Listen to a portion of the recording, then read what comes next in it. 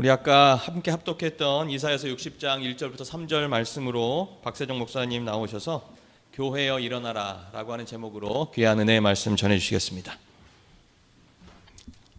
기도 한번 드리겠습니다. 하나님 감사합니다. 오늘 말씀을 또 전하게 될 터인데 하나님의 은혜 가운데 하나님이 원하시는 말씀만 전해지게 도와주시옵소서. 함께 말씀을 듣는 예담과 시냇가의 심은 초대교회 모든 성도들이 말씀의 은혜가 있게 도와주시고 부족한 종의 입술은 감추어 주시고 오직 하나님의 말씀만 드러나게 하옵소서. 예수님의 이름으로 기도합니다. 아멘. 오늘 지난주에도 설교했는데요, 오늘 또 제가 또 왜 섰을까 생각하시는 분들이 있는데 우리 목사님께서 특별히 또 배려를 해 주셨습니다. 오늘이 사실 우리 예담교회는 나름대로 또 의미가 있는 날인 것 같습니다. 지난 20년 동안 이 예담교회가 세워진 뒤에 한번 이곳으로 이전을 했습니다. 또 이곳에서 거의 한 10년 이상을 교회를 섬겼던 것 같습니다. 지난 10년을 돌아보고 또 앞으로 10년, 20년을 생각하며 교회라는 정체성이 어떻게 미래를 향하여 나아가야 하는지에 대해서 오늘 이 시간 한번 돌아보면 좋겠다, 또 그런 좋은 계기가 되었으면 좋겠다라는 마음을 가지고 이 자리에 섰습니다. 제가 오늘은 우리 예담교회 이야기를 조금 할 것 같습니다. 우리 시냇가에 심은 성도님들 잘 좀 함께 이해를 해 주셨으면 좋겠습니다. 제가 이 예담교회에 부임하여 온 지가 이번 8월 7일이면 만 7년이 됩니다. 그동안 우리 예담교회에서는 크고 작은 일들이 있었습니다. 많은 사람들이 오고 또 떠났습니다. 또 크고 작은 어려움들도 있었습니다.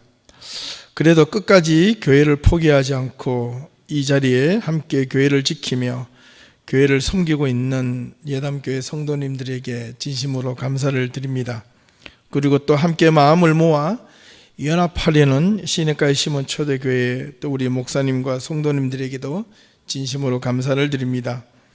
무엇보다도 우리 예담교회는 이 올 한 해가 어느 때보다도 중요한 한 해가 될 것 같습니다. 그 이유는 무엇보다도 이 예담교회의 정체성을 어떻게 다시금 세워가느냐, 또 세워야 하느냐라는 중요한 시점에 놓여져 있다고 생각하기 때문에 그렇습니다. 나아가서 또 우리가 함께 두 교회가 협력하며 연합사역을 위하여 준비하고 있는 시냇가에 심은 초대교회 성도님들도 동일하다는 생각을 합니다.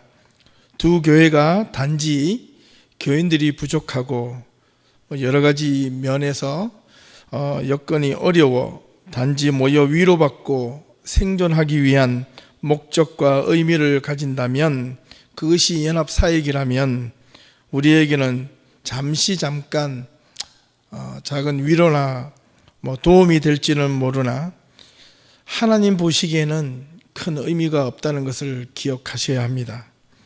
하지만 먼저 우리 이 목사님과 저 이 두 목회자가 교단도 다르고 개인의 생각도 다르고 또 나아가서 교인들 우리 모두의 생각이 다 다를 수 있음에도 불구하고 하나님의 자녀라는 그 한 가지, 그리고 하나님의 말씀으로 하나가 되고 하나님의 나라를 위한 믿음의 공동체라는 사실을 고백하며 두 교회가 힘을 합쳐 보다 더 나은 하나님의 공동체를 만들어가기를 희망하고 함께 각자 교회를 좀 더 아름답게 세워갈 수만 있다면 그것이 이단이나 잘못된 신앙 사상이 아닌 참된 믿음의 공동체로 예수님의 말씀으로 이 시대를 분명하게 인식하고 새로운 비전과 꿈을 펼쳐나갈 수만 있다면 그것이 단지 두 목사의 꿈이 아니라 우리 모두의 꿈, 더 나아가서 하나님의 비전이 되지 않을까 감히 생각해 봅니다. 오늘부로 지난 12여 년 동안 눈물로 기도해왔던 이 믿음의 터전인 이 예배당을 4월 16일 부활절과 금요 모임을 제외하고 우리 예담교회에서는 마지막으로 예배를 드리게 되었습니다. 또 모르죠. 시냇가에 심은 교회의 사정이 어떻게 따라서 또 성도님들이 또 허락을 해주신다면 또 이런 자리에서 다시 예배 드릴 수도 있을지 모르나 함께 그렇게 약속하기로 결정했기 때문에 이렇게 먼저 말씀을 드립니다. 저 개인적으로는 사실 오늘 이 자리에 서기 전까지 지난 일주일 동안 여러 가지로 마음이 또 희비가 교차되는 순간들이었습니다. 제가 이곳 캐나다에 처음 아무런 연고지도 없이 이곳을 찾아서 부임하여 왔습니다. 약간의 아쉬움과 또 많은 부족함들이 오늘 여러 가지로 교차가 됩니다.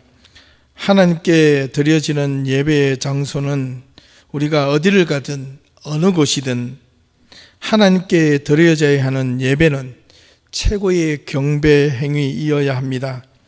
나아가서 하나님을 섬기는 최고의 섬김의 자리가 바로 예배이어야 합니다. 그래야 진짜 예배입니다. 하나님께 예배 드려지는 하나님의 성도들이 바로 하나님의 교회임을 알기에 우리는 끝까지 세상의 여러 가지 어려움과 고난에도 불구하고 더 나은 희망과 꿈을 안고 예담의 성도들과 그리고 함께 연합사역을 하려는 시냇가에 심은 초대교회 성도들과 함께 이 자리를 떠나고 싶습니다. 신약에서 말하는 교회는 교회의 건물이 아니라 바로 성도님들 한 분 한 분임을 말하고 있습니다. 성령을 받고 복음을 전하기 위해 파송된 사람들, 그리고 바로 그리스도의 지체이며 그들을 향하여 교회라고 사도행전에는 부르고 있습니다. 교회라는 헬라어 에클레시아는 한해된 마음으로 모인이란 뜻을 가지고 있고 하나님의 공동체로 부름받은 신자들을 에클레시아 또는 교회라고 불렀습니다. 사도행전에는 종종 이 교회들을 두고 감정과 행동들이 섞여 있는 곳 이렇게 표현하기도 했습니다. 사도행전 5장 11절 말씀을 보면 온 교회와 이 일을 듣는 사람들이 다 크게 두려워하니라 라고 말씀하고 있습니다. 이 말씀의 뜻은 우리가 잘 아는 아나니아와 삽비라가 베드로 앞에서 거짓말을 하여 자기의 재산이나 헌물들을 속여 바치자 그 둘이 그 자리에서 즉사하여 죽게 되었습니다. 그 사실을 본 온 교회와 그 일을 들었던 교회 밖에 있는 사람들이 두려워하여 떨었더라. 이때 교회와 이 일을 듣는 사람, 그래서 그 교회는 하나님의 성도들, 당시 초대교회 성도들을 의미합니다. 또 사도행전 15장 3절의 말씀에 보면 그들이 교회의 전송을 받고 라는 말이 기록되어 있습니다. 이는 사도 바울이 복음을 전하려고 1차 전도 여행을 떠나기 전 바나바와 함께 파송을 받는 장면입니다. 이는 예루살렘 초대교회에서 바울과 바나바를 소아시아를 향하여 전도 여행을 떠나려는 바울과 바나바를 환송하는 장면입니다. 이 예루살렘 성도들을 두고 교회의 전송을 받고 이렇게 기록하고 있었던 겁니다. 이런 관점에서 보면 교회는 건물이 아닙니다. 하나님이 말씀하시고자 하는 교회는 우리가 옮겨가려고 하는 교회의 건물이 아닙니다. 그것은 단지 건물이고 예배를 드리고자 하는 장소일 뿐입니다. 중요한 것은 교회는 바로 이 자리에 앉아있는 여러분 한 분 한 분이 하나님의 교회입니다. 하나님은 여러분을 세우시기 위하여 이 예배 장소를 허락하시고 또 여러분 한 분 한 분들을 구원하시기 위하여 십자가에 달려 돌아가신 것입니다. 하나님의 성도들이 보다 의미 있는 예배 그리고 최고의 예배를 드리기 위해 구별된 자리에서 드려지기 위해서 허락하신 것이 예배당임을 잊지 말아야 합니다. 초대교회에서는 이러하게 지금처럼 화려한 건물들이 전혀 없었습니다. 그들에게도 그들의 신앙은 그래도 그 어떤 성도들보다도 예배당이 없었지만 어떤 성도들보다도 뜨거웠고 믿음이 있었고 힘이 있었습니다. 예수를 믿는 것에 대하여 의심이 없었고 믿음에 대한 확신이 있었고 때로는 죽음까지도 불사했었습니다.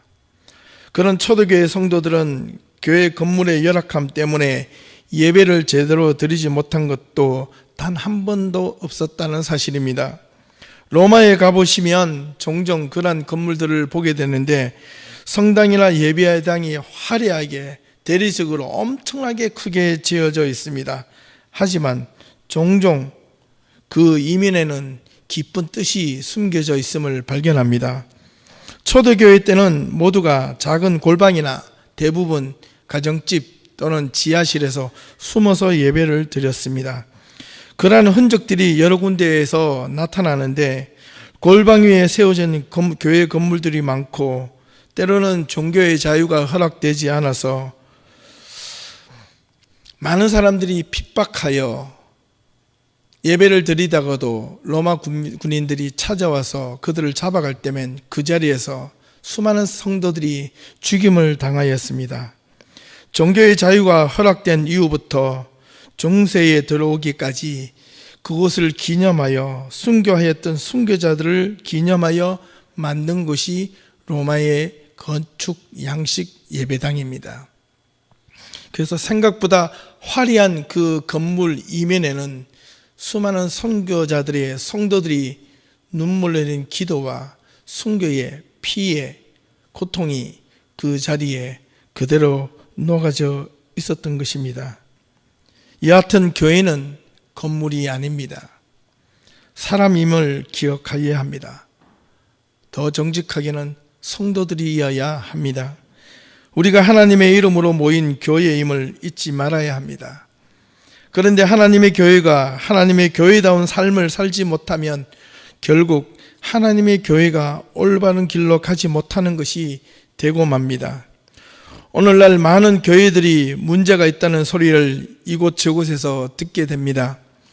기독교가 때로는 개독교라는 소리를 듣기도 하고 이런 교회의 건물의 화려함에 대한 비판도 있겠지만 그 속에 있는 이면에는 오히려 그 교회가 존재하는 하나님의 성도들이 정작 하나님의 말씀대로 살아가고 있지 못하기 때문은 아닌가 우리 자신이 진실되게 돌아볼 수 있어야 하겠습니다. 돌아보면 우리가 또 내가 정말 하나님의 성도들인가 아닌가 이것에 대한 분명한 자성과 성찰이 시작되어야 합니다. 내가 하나님의 말씀을 따라 사는 성도들은 눈에 보이는 것을 추구하는 자들인가 아니면 하나님의 말씀을 따라 이 세상이 조금 살면서 어려움과 고난이 겪더라도 믿음의 성도들이 함께 서로 섬기는 참된 공동체인가 이 점을 분명하게 인식해야 합니다. 오늘날 세상 사람들과 혹 교인들도 잘못 알고 있는 것 가운데 하나가 바로 교회가 건물이어야 한다는 오해입니다. 교회 건물이 화려하고 좋아서 멋진 프로그램이 교회 안에 많이 있기 때문에 자녀들을 신앙 교육을 위해서 도움이 될 것 같아서 때로는 작은 교회에서 큰 교회로 옮긴다는 교인들을 종종 보게 됩니다. 그리 비난할 것은 아니지만 가만히 생각해 보면 교회의 본질을 잘못 이해하고 있는 것 같습니다. 그것은 큰 무리를 선호하는 그런 경우가 아닐까 의뢰 짐작을 해봅니다. 이 유럽이 아니라 이 북미의 개념에서 교회의 성공은 많은 성도들이 모이고 더 큰 예배당과 음향시설 그리고 좋은 어린이집과 수백만 달러가 되는 규모의 건축 프로젝트를 만들어 놓고 화려한 교회 프로그램 속에 마치 커뮤니티 센터와 같은 동일한 수준으로 만들어져 있으면 성공한 교회로 인정받기 쉽다는 점입니다. 그것은 분명 교회가 세상의 공동체처럼 되어졌으면 틀림이 없습니다. 제가 이런 말을 하는 것은 우리 두 교회가 교인 수가 적고 교회가 없어서 이런 말씀을 드리는 것이 아닙니다. 저는 목사가 되고 난 이후에 지난 20년 이상 줄곧 이런 이야기를 외쳐왔기 때문에 그렇습니다. 성경에서 이야기하는 하나님의 공동체는 결코 되지 못한다는 겁니다. 분명하게 말씀드릴 수 있는 성경에서 말씀하고 있는 교회의 성공은 화려한 건물이나 좋은 프로그램이 아니라 성도들 간의 긴밀한 믿음의 교제, 긴밀한 삶의 교제가 있는 것이 바로 교회의 성공적 모델이라는 겁니다. 핍박과 조롱과 고난이 있어도 서로를 위하여 기도해주고 위로해주고 사랑할 수 있는 모임이 있는 그 자리, 진정한 말씀을 나누는 공동체가 있고 자기가 가진 삶의 좋은 부분과 아픈 부분들을 가감없이 서로 진실되게 나누고 그것을 위하여 기도해주는 섬김의 자리가 있는 곳이 교회의 성공적 모델이 아니겠습니까? 성경의 모델을 따르려고 할 때 우리는 청중을, 교인들을 모으기 위해 어디서 모이고 어떤 장비를 사용해야 하는지에 대해서 그다지 그렇게 많은 고민을 하지 않았다는 사실입니다. 예수님의 제자들은 광장에서나 길가에서나 누군가의 집에서나 복음을 전할 자리에 다른 신자들과 함께 교제하며 복음을 전파하는데 결코 주저하지 않았습니다. 그 자리가 집이든 길가든 광야든 그 어디든 말입니다. 그들은 언제나 하나님의 말씀이라는 동일한 목적의식을 통하여 신실한 공동체를 만들기를 원했고 실존적인 관계 속에서 예수님과의 말씀을 교제하기를 원했고 그 말씀을 따라 살려고 몸부림쳤던 것이 초대교회의 모습이었습니다. 교회는 무엇보다도 관계 형성이 중요합니다. 믿음이 분명한 관계 형성, 말씀으로 하나 된 관계 형성, 마음과 마음을 하나님의 말씀을 중심으로 뭉쳐지고 하나님의 말씀으로 새롭게 되어가는 공동체임을 경험해야 하는 것이 바로 교회이어야 합니다. 신약 성경은 일관되게 이 말씀을 선포하고 있습니다. 저는 오늘 예담교회의 마지막 예배의 자리에서 예담교회 성도들과 또 이 자리에 함께 모이는 시냇가에 심은 초대교회 성도들에게 간절하게 바라고 싶은 한 가지 소망이 있습니다. 무엇보다도 그것은 포스트 모던 시대 속에서 점점 기독교 신앙의 본질을 잃어가고 개인의 삶의 유불리에 따라서 그것이 도리어 중심이 되어가는 이 사회 속에 기독교의 신앙의 근본을 다시금 하나님의 온전한 말씀으로 돌아오라고 외치고 싶습니다. 화려한 건물을 갖고 우리가 함께 마음대로 교회 공간에서 활동하는 것 참 좋은 일이고 바라는 것입니다. 개인적으로 성공하는 것 그리 나쁘지 않습니다. 우리 많은 성도님들이 넉넉하게 살고 부유하게 살고 행복하게 살았으면 더없이 좋겠습니다. 소원하는 바입니다. 하지만 그보다 더 중요한 사실이 있다면 우리에게 멋진 건물과 비싼 프로그램들이 좋은 프로그램들이 우리에게 진정으로 필요한 것인가? 우리는 진짜로 돌아보아야 합니다. 하나님의 말씀 하나만으로 우리 성도들은 정말 만족할 수 없을까? 우리에게 주어진 이 성경 말씀 이 하나만으로도 우리의 삶을 이끌림을 받을 수는 없을까? 내 삶이 성경 말씀 하나만으로 정말로 변화될 수는 없을까? 여타 다른 프로그램이 필요하겠지만 하나님의 말씀 하나만으로도 모든 것을 덮고도 남을 수 있는 그러한 힘 있는 교회는 정말로 될 수 없을까? 올바른 말씀을 배우는데 모든 교인들이 너나 할 것 없이 모두 모여 하나님의 말씀을 시간을 내어 배우고 또 배우는 자리에 나와 함께 할 수는 없을까?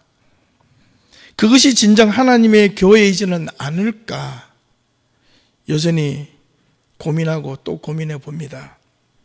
하나님의 말씀 하나만 분명하게 듣고 깨달아도 우리의 삶이, 우리의 비전이 바뀌어질 수는 없을까? 하나님의 성령이 임하는 것을 말씀을 듣고서 경험할 수는 없을까?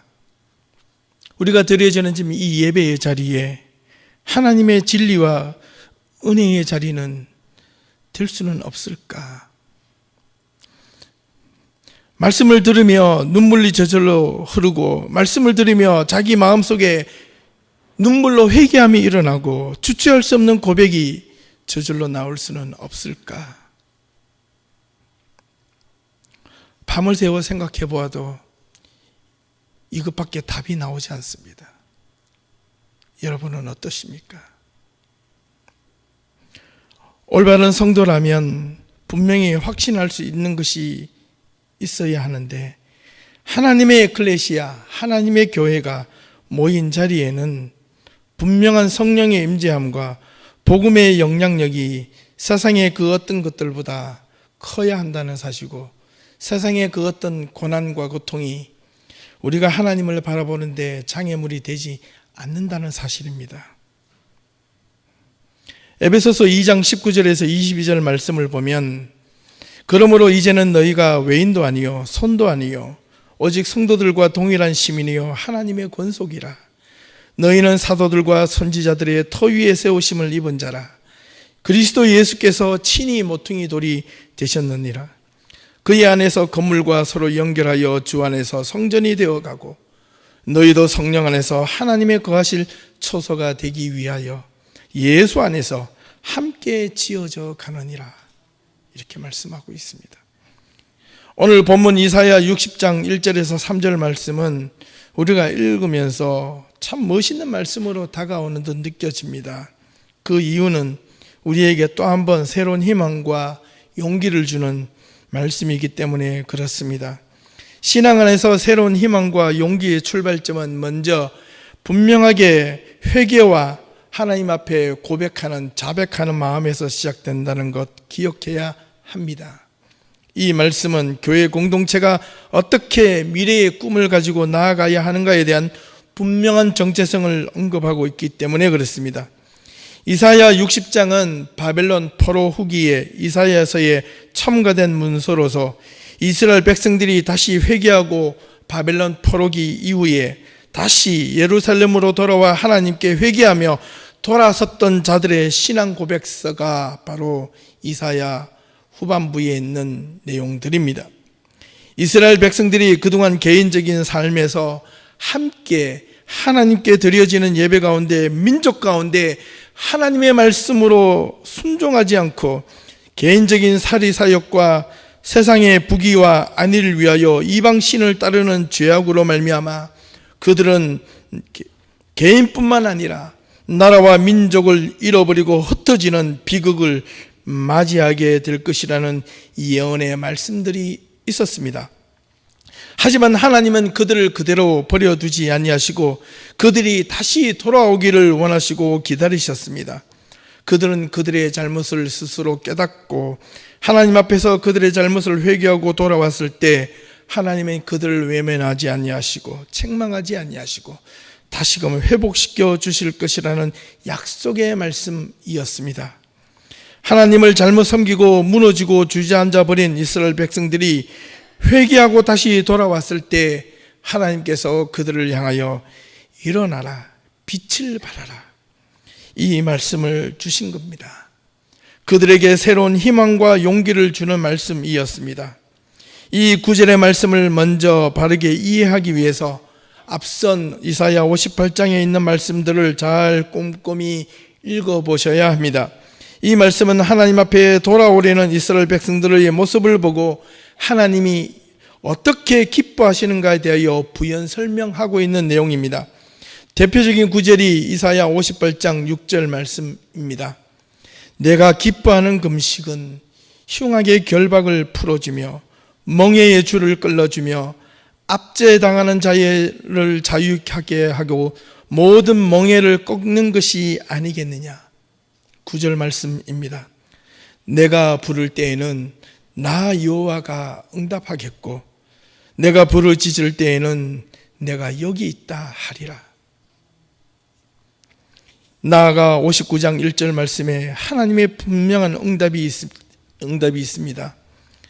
여호와의 손이 짧아 구원하지 못하심도 아니요 귀가 둔하여 듣지 못하심도 아니라 오직 너희 죄악이 너희와 너희 하나님의 사이를 갈라놓았고 너희 죄가 그의 얼굴을 가리어서 너희에게 듣지 않으시게 함이니라 라고 말씀하고 있습니다.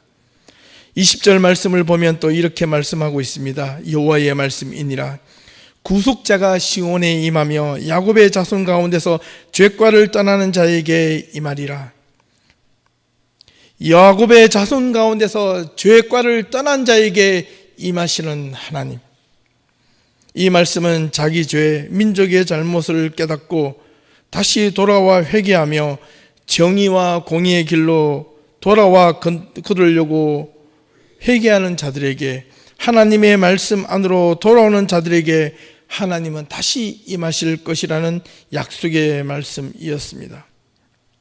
하지만 이와는 반대로 우리가 지금 성경 공부하고 있는 욥기서를 들여다보면 우리가 때로는 뜻하지 않는 고난이 올 때가 있습니다. 욥기 1장에서 욥은 온전하고 정직하여 하나님을 경외하며 악에서 떠난 자로 소문이 나 있었고 동방 사람 중에 가장 훌륭하였더라고 욥기서 1장은 기록하고 있습니다. 그는 하나님께 범죄하지 않기 위하여 많은 노력과 애를 썼음을 욥기 서문에 나타나는데, 그런데도 불구하고 욥은 뜻하지 않는 고난을 맞이합니다.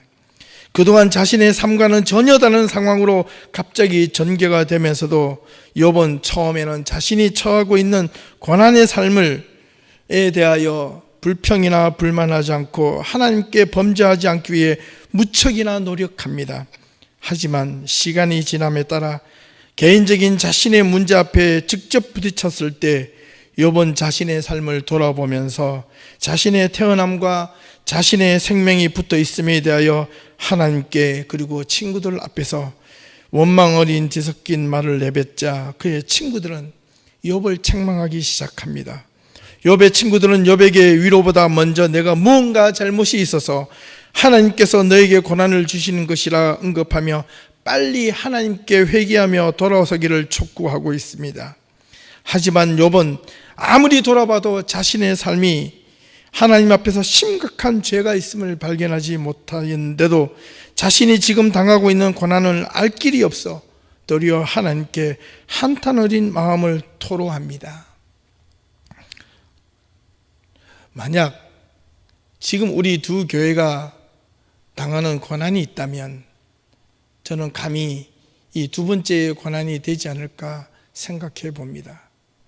말씀을 따라 열심히 살려고 노력하는 자에게 때로는 뜻하지 않는 세상보다 더 강렬한 고난과 절망과 슬픔, 생각지 않는 고난의 길을 걸을 때도 있다는 것입니다. 이 욥의 세 친구들의 이야기를 들어보면 구구절절 하나도 틀린 말이 없습니다.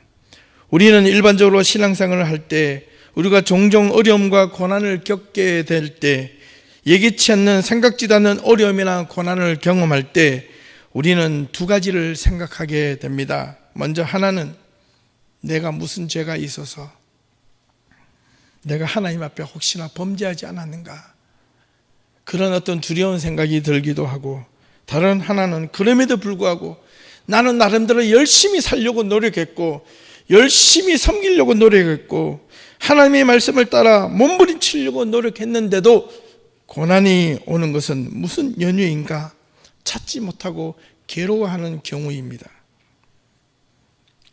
여기서 오늘 우리 본문 이사야 말씀으로 다시 돌아옵니다. 이 두 가지 상황을 깊이 있게 이해하고 성찰하려면 오늘 있는 이 두 본문의 말씀을 깊이 있게 바르게 이해할 수 있어야 합니다. 하나는 자신의 잘못과 죄악으로 인한 고난이 있을 수 있고, 다른 하나는 뜻하지 않는 고난이 있을 수 있다는 것을 기억하셔야 합니다. 하나님의 교회인 성도들이 오늘 이사야 60장 1절 말씀으로 돌아와 일어나라 빛을 발하라 라는 이 말씀은 도대체 누구에게 무엇 때문에 하신 말씀인가를 기억하셔야 합니다. 작게는 이스라엘 백성들을 향한 메시지이지만 넓게는 하나님의 모든 믿음의 성도들에게 하신 말씀으로 들려집니다. 교회는 우리가 다시 일어나 빛을 발하기 위해서 어떻게 해야 하는가를 기억해야만 합니다. 먼저 우리의 죄악과 잘못으로 얻어진 자리에서 고난과 어려움을 겪게 된다면 속히 하나님 앞으로 회개하며 돌아오면 됩니다. 하나님은 그때 우리를 일으켜 세워주시고 우리로 하여금 새 힘을 다시금 주시겠다는 것입니다.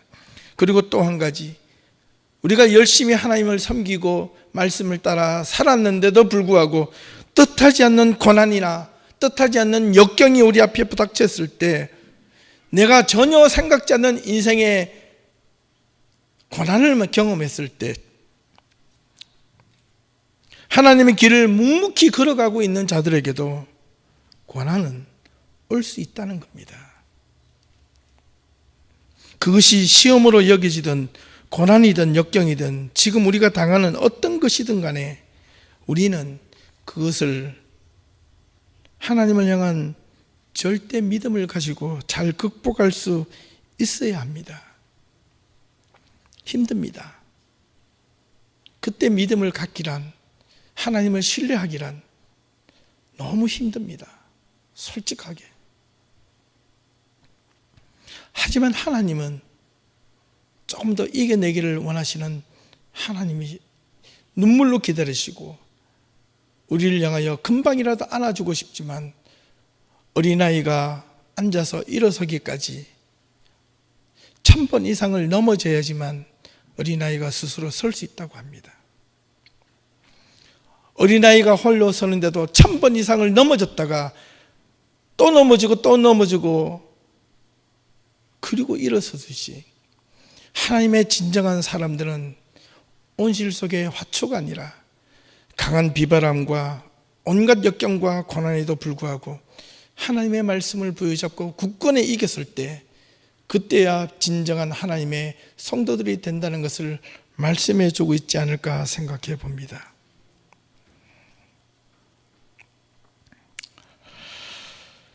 성도들을 서로 아끼고 사랑하면 그것이 교회를 아끼고 사랑하는 것입니다.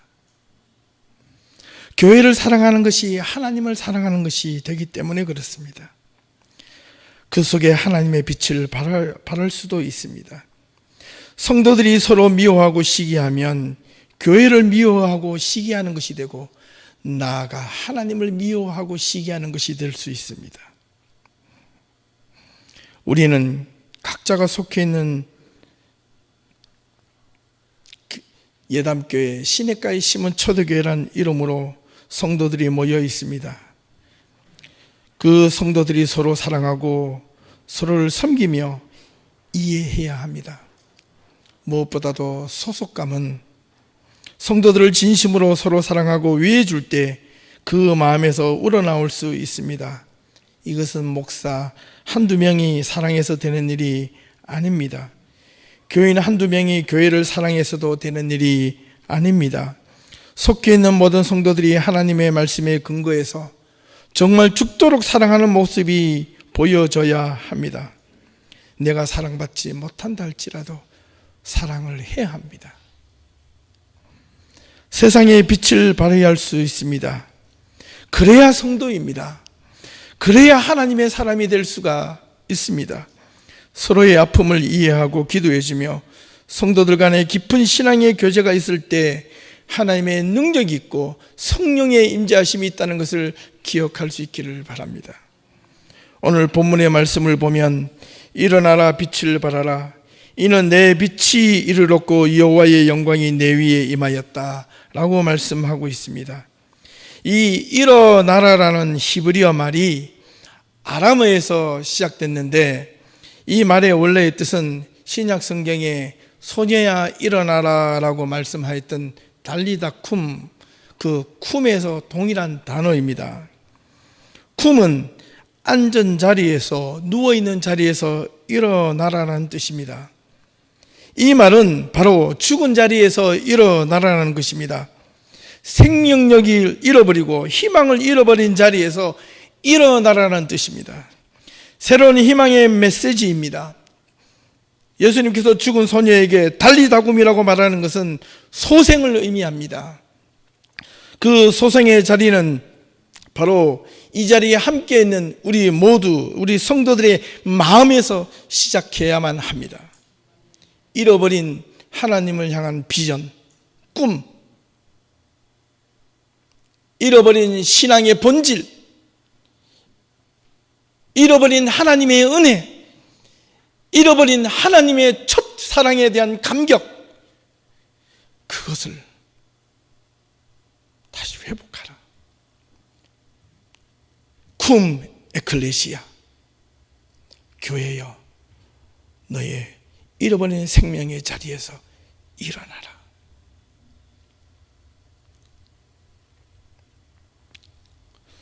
우리 모든 교회에서, 우리 성도들의 마음가짐에서 새롭게 희망과 꿈을 가질 때 쿰 할 수 있습니다.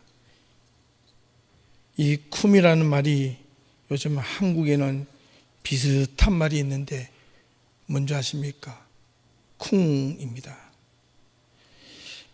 요즘 젊은이들 말로 일어나라, 쿰, 이런 말이 들려질 때 여러분 마음속에 심쿵으로 다가올 수 있기를 바랍니다. 또 뭔지 모르시는 분들도 있죠. 그래야 비전과 꿈을 품을 수 있습니다. 여러분의 신앙이 죽어 있는 곳에서, 여러분의 믿음이 식어진 곳에서, 하나님의 말씀이 사라진 곳에서, 하나님의 말씀을 경험하지 못한 곳에서 다시 말씀의 힘을 경험하고 믿음의 능력을 경험하고 신앙이 되살아나고 신앙의 기쁨이 다시 회복이 되는 그런 성도들이 될 수 있기를 주님의 이름으로 축원합니다. 여러분의 믿음이 여러분이 섬기는 교회를 통해서 다시 살아날 때 하나님은 빛을 발할 수 있습니다. 여러분 신앙이 성도들에게 서로 진실되고 실로 서로 사랑하고 아낄 때, 소속감이 있을 때, 그때 하나님의 빛을 드러낼 수 있다는 사실을 기억해야 합니다. 다시 새로운 마음과 다짐으로 새로운 출발을 할 수 있기를 진심으로 소망해 봅니다. 기억해야 할 것이 한 가지가 있는데, 이 말씀이 누구에게 전해졌느냐? 먼저 바벨론 포로 후기에 이스라엘 백성들이 하나님을 버리고 살의 사욕을 쫓고 우상 숭배를 하다가 하나님께 버림받아서 나라와 민족을 잃어버리고 바벨론 포로로 끌려갔다가 70년 뒤에 겨우 하나님의 말씀을 붙잡고 돌아온 자들에게 주어진 것만은 아니라는 사실입니다. 방탕하고 우상을 섬기며 하나님을 외면했던 자들을 향하여 했던 메시지이기도 하지만은 모든 이스라엘 백성들이 다 방탕하고 타락한 것은 아니었습니다. 그 가운데서도 하나님의 말씀을 열심히 섬기고 하나님의 말씀을 열심히 따르려고 목숨처럼 따르고 묵묵히 따랐던 자들에게도 똑같이 나라를 잃어버렸고 똑같이 부모들과 가족들과 헤어지는 슬픔을 당했습니다. 그들에게 무슨 잘못이 있었어? 하나님을 열심히 섬겼던 잘못밖에 없는데 그들에게 무슨 이유 때문에 그들도 함께 민족과 나라와 가족을 잃어버려야 했나요? 하나님은 그들에게도 동일한 희망의 메시지로 일어나라, 다시 일어나라. 실망했느냐? 좌절했느냐? 다시 일어나라. 달리다 굼 일어나 일어나 걸으라.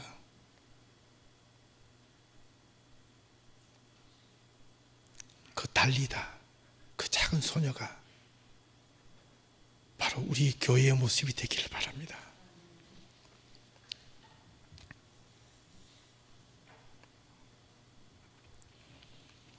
저는 요즘이 가장 행복합니다. 왜냐고요? 우리 몇몇 안 되는 우리 예담교회 성도들이 있어서 행복하고, 같은 노예 안에서도 마음이 안 맞아서 힘들어했는데, 참 고맙게도 우리 이 목사님과 그리 오랜 기간이 아니었음에도 불구하고 매주 만나면서 어떻게 하면 서로에게 불편함이 없을까, 목사님은 저를 위해서 생각해 주시고 또 저는 목사님이 생각해 주는 그 모습이 너무 감사합니다. 교단이 다르고 교회가 다를지라도 우리 두 목사가 부족하지만 하나님의 말씀 앞에 바르게 서는 목사가 되기로, 그렇게 될 수 있도록 여러분들이 기도해 주시길 바랍니다. 하나님의 말씀으로 몸부림치는 목회자가 될 수 있기를 기도해 주시길 바랍니다.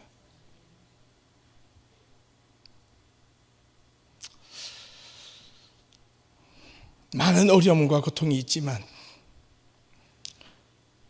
목사가 희망을 가지는 것은 두 가지밖에 없습니다. 하나는 하나님이 인정해 주실 때, 또 다른 하나는 부족하지만 성도님들이 하나님의 종으로 믿고 함께 의지하며 따라오는 성도들이 있을 때,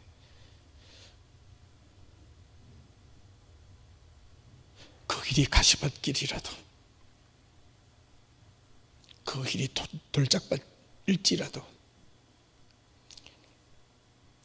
그 길이 아무도 만들어 놓지 않는 길일지라도 함께 가겠다는 성도들이 있을 때, 목회자는 거기에 목숨을 겁니다.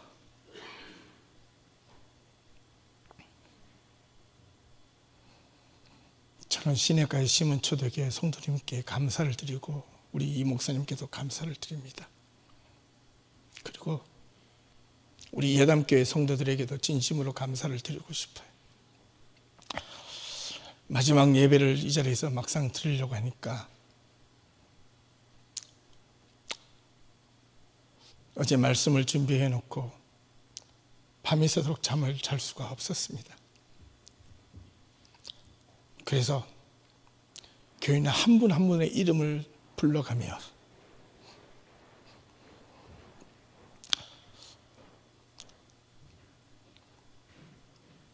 기도했습니다. 그 마음이 얼마나 간절한지, 그리고 함께 연합사역을 하는 신익가에 심은 초대교회 성도들 이름을 한 분 한 분 다 모르지만 생각나는 얼굴이 떠올릴 때마다 목사님부터 한 분 한 분을 위해서 기도했습니다. 기도하고 나서 침실로 들어오니까 아침 6시가 넘었습니다. 침대에 누웠는데도 잠이 오질 않습니다.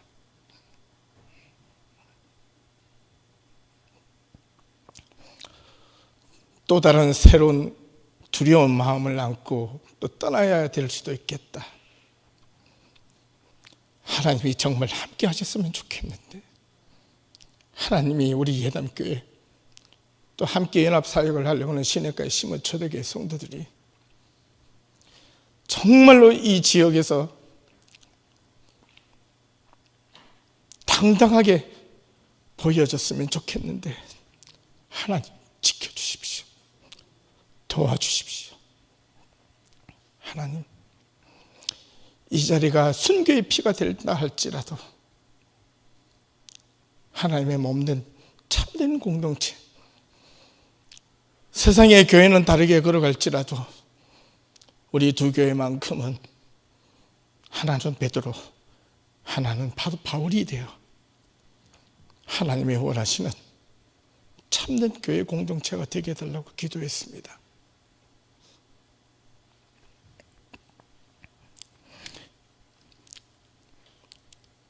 사랑하는 성도 여러분, 하나님의 성도가, 진정한 하나님의 성도가 하나님의 교회입니다.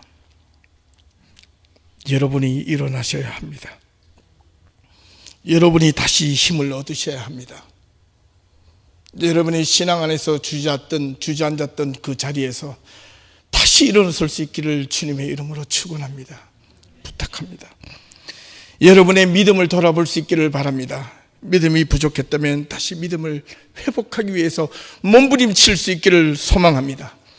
세속적인 자리에서 뿐만 아니라 여러분의 믿음의 자리에서 다시 한 번 더 하나님의 말씀으로 회복될 수 있기를 진심으로 소망합니다. 말씀 하나만으로 만족함이 없겠습니까? 지금 이 모습으로 우리는 행복할 수가 없겠습니까? 여러분의 삶의 자리에서 말씀의 힘이 사라질 때 다시 힘을 얻기 위해서 몸부림치셔야 합니다. 고난이 다가왔을 때 그때 주님의 능력이 필요하지 않겠습니까? 주님의 은혜가 떨어졌다고 느낄 때 다시 일어서십시오. 교회가 비전이 보이지 않을 때 도망가지 마시고 비전을 찾도록 몸부림칠 수 있기를 바랍니다. 그래야 하나님의 교회가 될 수가 있습니다. 새로운 희망의 자리로 나아가는 첫걸음이 바로 여기에 있습니다. 일어나라, 빛을 발하라. 그래야 교회가 비전 있고 꿈을 가질 때 새로운 용기를 하나님께서 주실 줄로 믿습니다. 용기는 하나님의 말씀밖에 없음을 깨닫고 우리가 지난날 과거에 얽매인 옛 모습을 벗어버리고 옛 구습과 습관을 벗어버리고 오직 새로운 습관, 새로운 삶으로 나아갈 수 있기를 진심으로 소망해 봅니다. 마지막으로 성경 한 구절을 읽고 마무리하겠습니다. 히브리서 11장 1절 말씀입니다. 앞에 보여지는 내용을 보며 우리 같이 한번 큰 소리로 읽어보도록 하겠습니다. 시작. 믿음은 바라는 것들의 실상이요 보이지 않는 것들의 증거입니다. 진정한 하나님의 교회 성도들이 되기 위하여 언제나 못된 믿음의 공동체 안에서 하나님이 주시는 꿈과 희망을 갖고 새롭게 출발할 수 있는 첫걸음이 오늘 이 예배의 시간이 될 수 있기를 주님의 이름으로 축원합니다. 기도하겠습니다. 하나님, 지금까지 지켜주셔서 감사합니다.